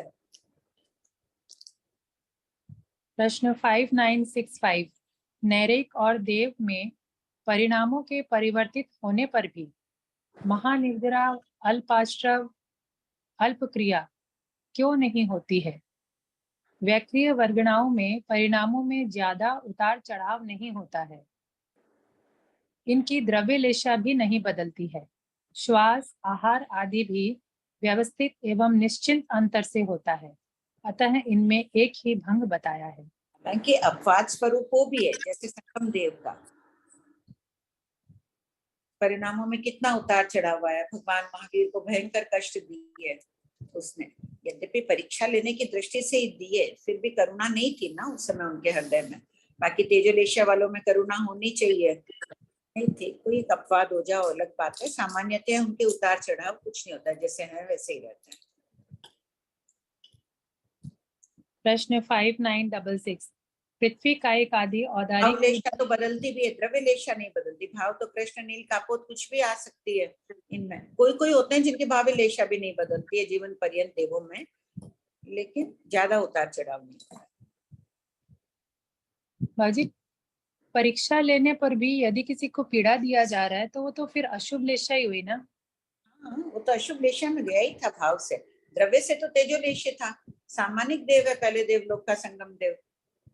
नहीं, कोई भी देवता किसी की परीक्षा करता है और अगर पीड़ा देते हुए परीक्षा करते हैं उसमें अगर भाव उसके उत्तम है तब तो वो अनुबंध दया की कोटि में आ जाएगा ना। हाँ, वही प्रश्न है, वो अनुबंध दया में आ गया, मात्र परीक्षा दृढ़ धर्म है। अब उसका उदाहरण देकर लोग और प्रभावित होते। प्रश्न 5966, की परीक्षा लेने के लिए कठोर प्रायश्चित देते हैं, कठोर वो देते हैं, क्या अनुबंध दया है, उनका हित चाह रहा है। पृथ्वी कायिक आदि औदारिक की 10 वर्गणा के जीवों में महाश्रव आदि के कितने भंग पाए जाते हैं? विशेष प्रकार की समानता वाले समुदाय को वर्गणा कहते हैं। उत्तर, 10 वर्गणा के जीवों के परिणामों में अनेक प्रकार की विविधता और विचित्रता होती है, क्योंकि इनके परिणाम क्षेत्रजन्य, संयोगजन्य, स्वकर्मजन्य आदि होते हैं। अतः इन सभी वर्गणाओं में कदाचित 16 ही भंग पाए जाते हैं। परिणामों की विचित्रता के कारण ये किसी समय प्रथम भंग के स्वामी यावत किसी समय अंतिम भंग के स्वामी होते हैं। प्रश्न 5967, पृथ्वी कायिक आदि स्थावर जीवों में महाश्रव अल्पाश्रव भंग को स्पष्ट कीजिए। यद्यपि चेतना अविकसित होने के कारण इनके उत्कृष्ट स्थिति बंध एक सागर का ही होता है, किंतु अशुभ परिणामों में अधिक समय रहने के कारण एवं अशुभ कर्म प्रकृतियों में रस बंध अधिक करने के कारण भी ये महाश्रवी होते हैं। इससे विपरीत परिणामों में अल्पाश्रवी होते हैं। प्रश्न 5968, पृथ्वी कायिक आदि में महानिर्जरा अल्प निर्जरा भंग को स्पष्ट कीजिए। किसी तीव्र वेदना आदि के प्रसंग पर स्वयोग्य समभावों शुभ अध्यवसायों से महानिर्जरा होती है, इससे विपरीत परिणामों में अल्प निर्जरा होती है। पृथ्वी कायिक जीव द्वारा जितनी निर्जरा हो सकती है उतनी निर्जरा को पृथ्वी कायिक की महानिर्जरा समझना चाहिए। ये नहीं समझना चाहिए कि 14वें जीव स्थान वाली महानिर्जरा पृथ्वी कायिक जीव भी करेगा, लेकिन पृथ्वी कायिक के योग्य महानिर्जरा। इसी प्रकार सभी का समझना, द्विंद्रिय योग्य महानिर्जरा, हम श्रावक पणे के योग्य महानिर्जरा। प्रश्न 5969, 24 वर्गणाओं में महाश्रव आदि के कुल कितने भंग होते हैं? उत्तर, नैरेकों की वर्गणा का 1 भंग, देवों की 13 वर्गणाओं के 13 भंग और औदारिक की 10 वर्गणाओं के 10 × 16 = 160 भंग, कुल 174 भंग होते हैं। बोलिए संजू जी। कौन? अन्नपूर्णा बोलो।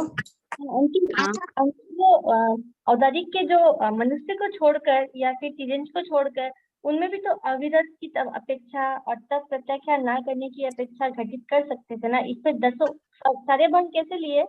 16 भंग ले लिए। कभी किसी भंग का स्वामी, जैसे देखो पहला भंग कौन सा है? हाँ नहीं आंटी, निर्गुण और देवता में जैसे घटित किए ना अविरत की अपेक्षा। वहां तो एक एक ही भंग है, इसलिए घटित करके लिख दिया। यहाँ अपन में कोई भी भंग हो सकता है। कभी अपन पहले भंग के स्वामी है तो कभी अपन अंतिम भंग के, किसी समय परिणामों के 16 ही भंग बताए हैं ना मनुष्य में। नहीं आंटी, पृथ्वी कायिक में पूछ रही हूँ। पृथ्वी कायिक में तो व्रत प्रत्याख्यान नहीं है, अविरत है, तो फिर उनमें आपने क्यों कहा कि वो महानिर्जरा भी कर सकता है? उनके प्रायोग्य महानिर्जरा। मनुष्य जितनी अपने जितनी महानिर्जरा नहीं हो। पृथ्वी कायिक जीवों में भी अध्यवसाय शुभ भी होता है, अशुभ भी होता है। तो जो शुभ अध्यवसाय वाला है वो महानिर्जरा कर रहा है, और जो अशुभ अध्यवसाय वाला है वो अल्प निर्जरा कर रहा है। क्लास चल रही है। हाँ, लॉजिक एक में दोनों में सेम नहीं लगाया ना। मेरा वो क्वेश्चन था कि वहाँ अविरत से घटित कर दिया या अध्यवसाय से घटित कर दिया। यहाँ अविरत तो है ही है, फिर क्या घटित करे? सभी अविरत है, वो तो मान ही लो। अविरति के कारण हो गया तो वहां तो एक एक ही भंग बता रहे हैं दोनों में। यहाँ 16 ही भंग बता रहे हैं। अविरति से भी घटित करो, फिर महानिर्जरा कैसे बताएंगे, अल्प निर्जरा कैसे बताएंगे? 2 पृथ्वी का एक जीव है या एक ही पृथ्वी का एक जीव है, कभी वो अल्प निर्जरा वाला होता है, कभी महानिर्जरा वाला होता है। अन्य पृथ्वी का एक जीवों की अपेक्षा वो अधिक निर्जरा कर रहा है। जितना उसमें सामर्थ्य है पृथ्वी का एक जीवों में, जितना कर सकते हैं उनकी अपेक्षा शुद्धतम अध्यवसायों में, तो वो महानिर्जरा वाला है। ये वाला बात देवता और नैतिक में अप्लाई नहीं होती? नहीं, देवों में भगवान ने एक ही भंग बताया, एक एक ही भंग बताया, क्योंकि दे दिया ना ऊपर इनके शुभाशुभ दिया है ना, कि क्यों नहीं बताया। उतार चढ़ाव आदि नहीं होता है, लेशिया एक ही रहती है, सामान्यतः एक ही भंग पाया जाता है। सौदारी की वर्णाओं जैसे उतार चढ़ाव नहीं आ रहे। अपने तो अभी बहुत ऊंचे परिणाम है।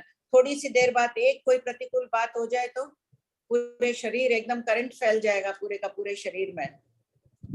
इलेक्ट्रिक शॉक का करंट लगने में भी 1 सेकंड 2 सेकंड लग सकते हैं, लेकिन कोई एक कटु वचन या मन के विपरीत बात बोल के तो देखो, उससे भी कम टाइम लगेगा।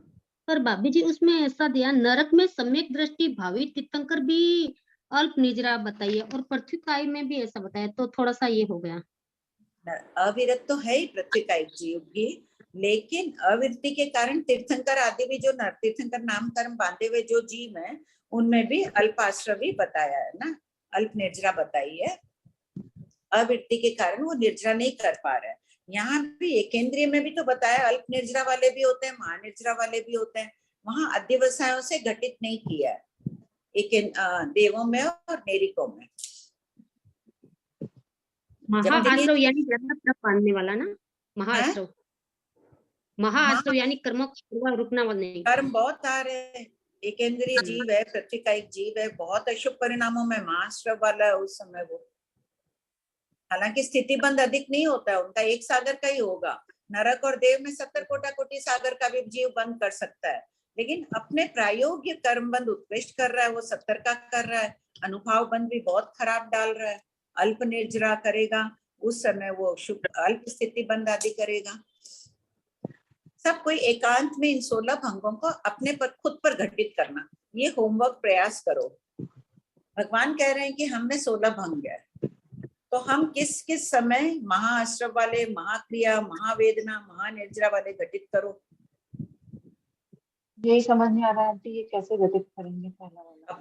पहला वाला भंग घटित अपने को जब महानिर्जरा लाना है तो महाआश्रव शुभ का लेना पड़ेगा। यहाँ शुभ कर्मों का महाआश्रव लो, अपने को वैसे घटित करना होगा। महाक्रिया कर रहे हैं, शुभ क्रियाएं कर रहे हैं, सामायिक स्वाध्याय संवर ये सब इसे घटित करना होगा। महावेदना, भयंकर कष्ट उपसर्ग आ रहे हैं लेकिन फर्क नहीं पड़ रहा है, अतः महानिर्जरा।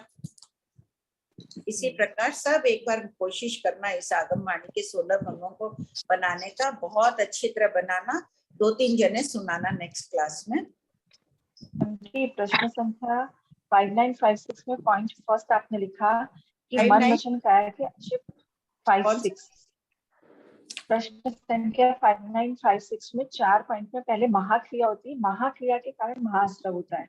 तो ये थोपड़े में जो भंग शुरू की वो महास्त्र से क्यों शुरू किए, महाक्रिया से क्यों नहीं शुरू किए? शास्त्रों में क्रिया हो अनानुपूर्वी, रही है, शास्त्रों क्रिया हो में रही है। शास्त्रों में अनुपूर्वी, अनानुपूर्वी, पश्चानुपूर्वी तीनों प्रकार का क्रम चलता है ना, ये अनानुपूर्वी क्रम है।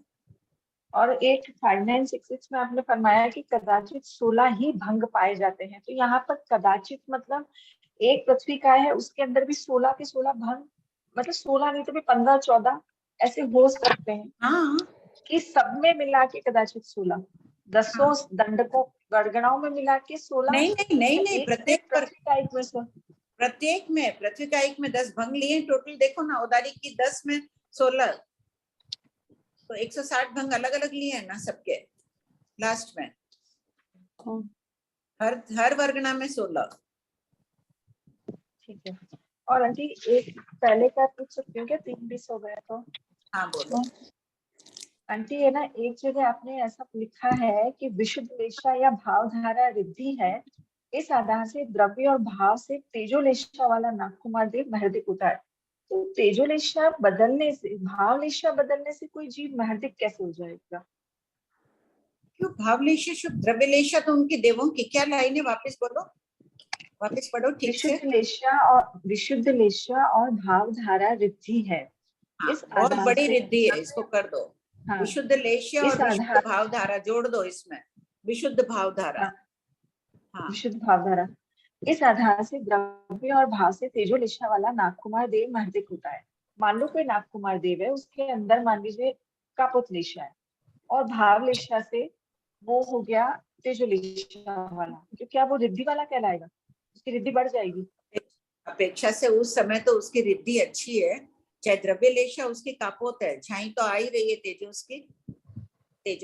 इनकी रिद्धि तो भौतिक संपदा से नहीं गिनाती है। यहाँ देवों की जो रिद्धि होती है, इनकी देवों की रिद्धि लेशा पर आधारित है ना, जिसकी लेशा शुभ है उसकी रिद्धि अधिक है। रिद्धि अधिक है, तो अगर भावलेशा परिणाम बनी और परिणत हो गई और द्रव्यलेशा खराब है तो भी उसकी रिद्धि बढ़ जाएगी परिणामों तो रिद्धि उस समय ज्ञानियों की दृष्टि में आध्यात्मिक रिद्धि उसकी ऊंची हो गई ना, भावलेशा शुभ हुई तो। ठीक है, ठीक है आंटी। मीनाक्षी जी। हाँ, जय जिनेन्द्र भाभी जी। Question number 5956। हाँ बोलिए। इसमें है परिणामों से महाश्रव, महाक्रिया, महावेदना और महानिर्जरा, ये 4 बातें महान होती है। तो महान का अर्थ यहाँ पे संख्या में अधिक होना, यही लेना? महान यानी ज्यादा होती है, ज्यादा होती पर है। दिया है ना महान का अर्थ ज्यादा, 5954 में। 5954 में हाँ, महान, अच्छा महान और ऑब्लिक ज्यादा, ठीक है, संख्या के हिसाब से इसमें लिए। ठीक है, एक ही क्वेश्चन है जी, क्वेश्चन नंबर 5967। पृथ्वी कायिक आदि स्थावर जीवों में महाश्रव, अल्पाश्रव, भंग को स्पष्ट कीजिए। यद्यपि आंसर है, यद्यपि चेतना अविकसित होने के कारण इनके उत्कृष्ट स्थितिबंध एक सागर का ही होता है। तो एक सागर का उत्कृष्ट स्थितिबंध किस अपेक्षा, मतलब इनमें इतना ही प्रज्ञापना सूत्र की 23वें पद में सभी की स्थिति बताई है। अबाधा काल का जो थोपड़ा है उसमें एक इंद्रिय उत्कृष्ट एक सागर का पद करते हैं, इंद्रिय 25 का, त्रिंद्रिय 50 का। उनके कषाय चेतना अविकसित होती है तो कषाय भी मंद होती है, योग भी इनका कम है तो प्रदेश बंद आदि भी ये कम करते हैं, स्थिति बंद भी कम करते हैं, उत्कृष्ट एक सागर का बंद करते हैं। तो इनकी संगी पंचेंद्रिय 70 का मतलब समुच्चय के हिसाब से बोल दिया है स्थावर काय में। हाँ ठीक। आंटी जी जय जिनेन्द्र, ये जो क्वेश्चन 5952 है, महाआश्रव से प्रारंभ होने वाले 8 भंग कौन से हैं? और ये जो इतना बताया तो इसको एक दो आप समझा देंगे? इसको कैसे पढूं और कैसे लेऊं मैं? ये तो मुझे पहला तो अभी बता ही दिया ना मैंने। हाँ, पर ये कैसे घटित हो रहा है? मैं एक दो महाआश्रव, जब महानिर्जरा घटित करनी है तो अपन अपने पर ले। आश्रव बहुत हो रहा है, कौन सा आश्रव हो रहा है? शुभ आश्रव हो रहा है। शुभ आश्रव होगा तभी महानिर्जरा होगी। जब तक त्याग आदि में रहेंगे, परिणाम बहुत विशुद्ध रहेंगे तो शुभ कर्म आ रहे हैं, बहुत अधिक मात्रा में शुभ आ रहे हैं, महाक्रिया कर रहे हैं, पौषध प्रतिक्रमण आदि कर रहे हैं, महाक्रिया, महावेदना हो रही है, कोई उस वक्त तकलीफ भी दे रहा है, उपसर्ग आ रहे हैं तब भी विचलित नहीं हो रहे हैं, वैसी महावेदना हो रही है तो महानिर्जरा हो रही है। ऐसे फिर महाअश्रव, महाक्रिया, निर्जरा, कर्म इसी निद्रा का हिसाब से लेना है अपने को ना, इसी तरह से सबको घटित करना, 16 ही भंग बनाना। हाँ अब ऐसे ठीक है। ये हाँ प्रतिभा बोलो। हाँ, ये 2 नंबर पॉइंट जो है, महाश्रव, महाक्रिया, महावेदना, अल्प निर्जरा, तो पहले वाले में जो आपने बताया कि संवर आदि लेना है, मतलब तप त्याग आदि महाक्रिया के लिए, तो यहाँ महाक्रिया में फिर अपने को अल्प निर्जरा बैठानी है, तो फिर मतलब अशुभ वाली महाक्रिया लेनी है फिर। हाँ हाँ, अशुभ क्रिया लेनी पड़ेगी। और ये महाश्रव के कारण महाक्रिया होती है या महाक्रिया के कारण महाश्रव, ऐसा कुछ रिलेशन नहीं है? सभी एक दूसरे से संबंधित है, परस्पर संबंधित तो है। क्रिया कर रहे हैं अपन, तो क्रिया करने से महाअश्रव हो रहा है। यहाँ अनानुपूर्वी भंग चल रहे हैं सब। उसने, श्वेता ने अभी पूछा ना, क्यों है, पहले महाक्रिया करना था फिर महाअश्रव देना था, या महावेदना के। हाँ आंटी, ये पहला वाला पॉइंट अभी आपने कहा ना महाअश्रव, तो इसमें आंटी हमको तो ये देखना है ना कि कर्म ज्यादा आ रहे हैं, भंग हो रहा है, कर्म ज्यादा आ रहे हैं, शुभ कर्म ज्यादा आ रहे हैं।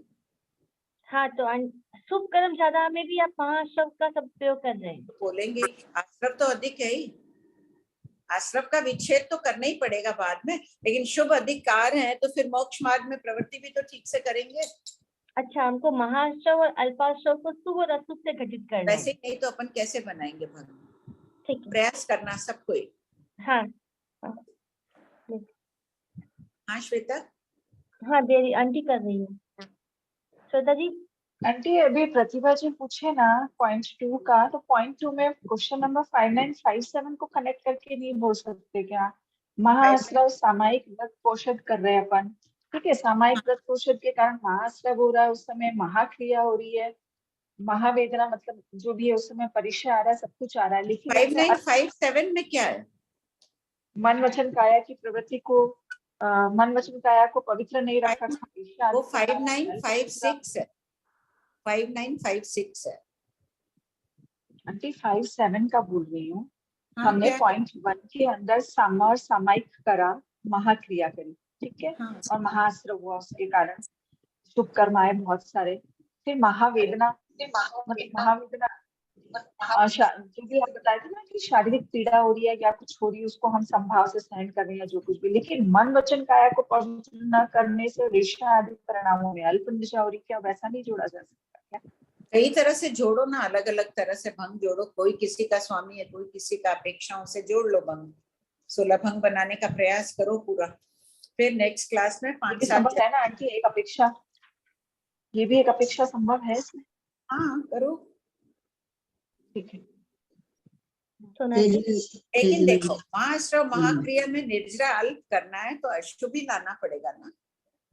सामायिक समर आदि करेंगे तब अल्प निर्जरा कैसे होगी, तब तो विशेष निर्जरा होगी। हाँ बोलिए सोना जी। साहब, ये प्रश्न 5960, नरक में सम्यक दृष्टि एवं भावी तीर्थंकर यानी निकाचित तीर्थंकर नाम कर्म बांधे हुए जीव भी होते हैं, अन्य नरकियों की अपेक्षा उनके परिणाम शुभतर होते हैं, तो क्या उनमें महाअश्रव यावत अल्प निर्जरा वाला दूसरा भंग ही पाया जाता है? उत्तर पढ़ो। नरक में सम्यक दृष्टि एवं भावी तीर्थंकर भी अविरीति के कारण महाअश्रव वाले तथा बहुत स्वभाव से विशुद्ध परिणामों में प्रबलता न होने से अल्प निर्जरा वाले होते हैं, अर्थात इनमें महानिर्जरा योग विशुद्ध भाव नहीं होते। ऐसा किसने लिखा? भावी तीर्थंकर, भावी तीर्थंकर है नहीं, उनके खाली अप्रत्याख्यानावरण कर्म का उदय है ना, तो परिणाम क्षोक्षम पर निर्भर करता है। आज अपने अनंतानुबंधी अप्रत्याख्यानावरण 2 चौक का क्षोक्षम हो गया, संजलन का और उसका नौकशाय का भी क्षोक्षम है, तो जो परिणामों की विशुद्धि होगी वैसी उनके नहीं होगी। तो साधुओं के एक अपन बेला करो कोई और एक साधु महाराज बेला करो, तो कितना अंतर होता है उनमें, क्योंकि क्षोक्षम उनका है सभी कर्म प्रकृतियों का, उस पर निर्भर करता है।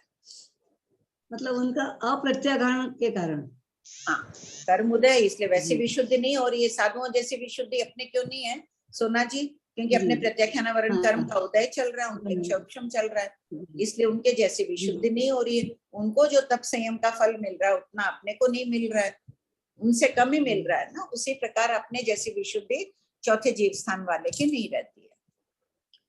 शायिक संकेत आ जाती है, चौथे जीव स्थान वाले के श्रद्धा शिखर पर पहुंच गई, शायिक संकेत आ गई तो, लेकिन व्रत प्रत्याख्यान कम है, नहीं हो पा रहे, इसीलिए उनका अल्प निर्जरा धीरे धीरे होती है महाश्रम।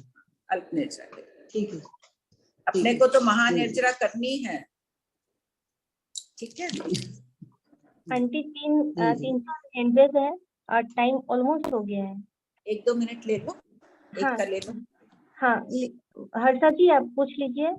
हाँ बाबू जी, ये जो जहाँ पर ये महाश्रव है वहाँ पे सब जगह शुभ आश्रव ही लेना है क्या? नहीं, कहीं शुभ लो कहीं अशुभ लो हर्षा जी। जहाँ महानिर्जरा है वहां तो अपन शुभ आश्रव ले सकते हैं, जहाँ अल्प निर्जरा है वहां पे तो फिर अपने को अशुभ से घटित करनी पड़ेगी ना। अच्छा, अल्प निर्जरा के साथ में फिर अशुभ लेना होगा। कोशिश करिए, मेरे ख्याल से बन जाएंगे, मैंने भी बनाए नहीं थे, रह गया, मैं भी ठीक है, करके देखें, कुछ प्रॉब्लम होगी तो फिर पूछ लें। हाँ वंदना जी बोलो। आंटी शोभा जी आप पूछिए तब तक। हाँ शोभा जी। भाभी जी, ये उस दिन कल आप बोले ना, जिस ये वेद मोहिनी कर्म का क्षोभसम चौथे गुण स्थान से होता है, क्या 5वें से होता है क्या? 9 कषाय का क्षोभसम या चौथे से? 5वें से, अपन 5वें से मान रहे, कोई चौथे से मान रहे, अपने तो 5वें से 5वें से मान नहीं, वही कल आप बोले थे 4th गुण स्थान से वेद मोहिनी का। अपन नहीं, अपनी धारणा नहीं है, कई मंदिर के लोग। ये इसमें ना 5871 में मोहोदय की तीव्रता से जीव एकेंद्रित्व प्राप्त करता है, बृहत संगनी गाथा 304 में। तो मैंने कहा ना, अपन क्यों नहीं एकेंद्रिय का बंद कर रहे हैं, क्योंकि अपने क्षोभम है, उदय नहीं है ना वेद मोहिनी का। उद्यान क्षोभम हो गया तो अल्प हो गया, तीव्र नहीं हुआ अपना वेद मोहिनी का उदय। ठीक है। आचार्य श्री की धारणा 5वें की है, कई आचार्यों की धारणा चौथे की है, तो आचार्य जिनके माने वो मान लेना। आंटी जय जिनेंद्र, आपने वो कहा था ना कि अवधि दर्शन नहीं होता, अवधि ज्ञान हो जाता है, अवधि दर्शन नहीं होता है, तो पहले दर्शन होता है ना आंटी, फिर ज्ञान होता है ना? जैसे अवधि दर्शन होगी अवधि ज्ञान होगा ना? नहीं नहीं, सामान्य तो अवधि लब्धि आदि साकारोपयोग ज्ञान में ही होती है, लेकिन कहीं कहीं अवस्थित परिणामों में अवधि दर्शन भी पहले हो जाता है। सामान्यतः अवधि ज्ञान ही होता है। अच्छा नहीं, हमने जैसे छद्मस्त के बोला है ना, पहले दर्शन होता है फिर ज्ञान होता है, और केवल हाँ सामान्य वही बोलते हैं, लेकिन विशेषावश्यक भाष्यकार दे रहे हैं। देखो, असोचा केवली का थोपड़ा खोलो सब कोई जल्दी, टाइम तो हो गई, ठीक है बोल रहे हो, 1 सेकंड खोल दो। असोचा केवली के थोपड़े में अवधि दर्शन की प्राप्ति है ना, अवधि ज्ञान अवधि दर्शन दोनों बात दी हुई है, वहां प्रमाण सहित दिया हुआ है। ये देखो 3062 61 में देखिए, अवधि ज्ञानी साकार उपयोग वाले होते हैं, अनाकार प्राप्ति की बात चल रही है ना अवधि ज्ञानी असोचा केवली में। तो वे साकार उपयोग भी होते हैं, अनाकार उपयोग। अवधि ज्ञान की प्राप्ति अनाकार उपयोग में भी होती है। नीचे का देखिए 62, सामान्यतः लब्धियों की प्राप्ति साकार उपयोग में ही होती है, किंतु अवस्थित परिणामों में अनाकार उपयोग में भी लब्धियों की प्राप्ति हो सकती है। अवस्थित परिणाम और बिना अवधि दर्शन हुए भी नष्ट हो जाता है। अवधि ज्ञान हुआ, अवधि दर्शन में उपयोग नहीं गया, विषयांतर हो गया या नष्ट हो गया या काल कर गया, कुछ भी हो सकता है। नहीं तो अवधि ज्ञान बिना अवधि दर्शन के नष्ट हो जाता है। हाँ। अवधि दर्शन कंपलसरी है ना? हुआ नहीं, कहीं चला गया अवधि ज्ञान में उपयोग, तो आप समझो अभी, और आपका उपयोग किसी और बात में चला गया, दर्शन किया ही नहीं आपने, अवधि दर्शन का प्रयोग ही नहीं किया। नहीं तो ये कंपलसरी है क्या आंटी कि वो काल ही करेगा फिर वो अवधि दर्शन नहीं हुआ तो? 3 ऑप्शन बता रही हूँ ना। कोई जीव अवधि ज्ञान हुआ, अवधि दर्शन नहीं हुआ, तो क्यों नहीं हुआ? उसका उपयोग विषयांतर हो गया, कहीं और ध्यान चला गया उसका, उसने अवधि दर्शन का प्रयोग नहीं किया। प्रयोग करना पड़ता है ना अवधि दर्शन, मुझे देखना है, अगर अवधि ज्ञान है, भरत क्षेत्र को देखना है, तो उपयोग लगाऊंगी ना। हाँ, और काल करने का ये पॉइंट, मतलब 3 पॉइंट कर सकता है। अवधि ज्ञान में रहा और अवधि दर्शन आया ही नहीं, पहले ही काल कर गया। अच्छा, एक आपने बोला ना एकेंद्रिय का जीव जो एक साग्रुपम हाईएस्ट स्थिति बांधता है, तो एकेंद्रिय वाला तो फिर नरक और देवता में जाता ही नहीं है ना, तो एक साग्रुपम कैसे बांधेगा? उत्कृष्ट कर्म अपन कितना स्थिति बंद, उत्कृष्ट 70 कोटि का बंद करने का सामर्थ्य है ना पंचेंद्रिय में, संगी पंचेंद्रिय में। हाँ अपन तो कर लेते हैं जैसे, हाँ हाँ, तो उसी प्रकार अबाधा काल के थोपड़े में सभी का अलग अलग दिया है। एकेंद्रिय में एक सागर जितना बंद करने का ही सामर्थ्य है, विंद्रिय में 25 सागरोपम उत्कृष्ट, उनका जो संक्लेश है उससे 25 सागर का ही बंद होगा। त्रिंद्रिय में 50 सागर, ऐसे सबका अलग अलग दिया हुआ है। आंटी वो बाकी के प्रश्न नेक्स्ट में ले लो। ठीक, निरुपमा जी का कुछ छोटा सी है तो ले लो, एक को छोड़ो। हाँ निरुपमा जी बोलिए। हाँ निरुपमा जी जल्दी से वही अनम्यूट। दीदी और कुछ पूछना नहीं था, मगर ये है कि मैं नई वाली बुक नहीं ले सकी कहीं से, कहाँ से मंगवाने का होगा? अच्छा मैम, एड्रेस अन्नपूर्णा जी तरह भेज दीजिएगा। ठीक है। क्या उसके बिना पढ़ने का समझ में भी नहीं आ रहा है। कृपा आंटी। Thank you. प्रणाम।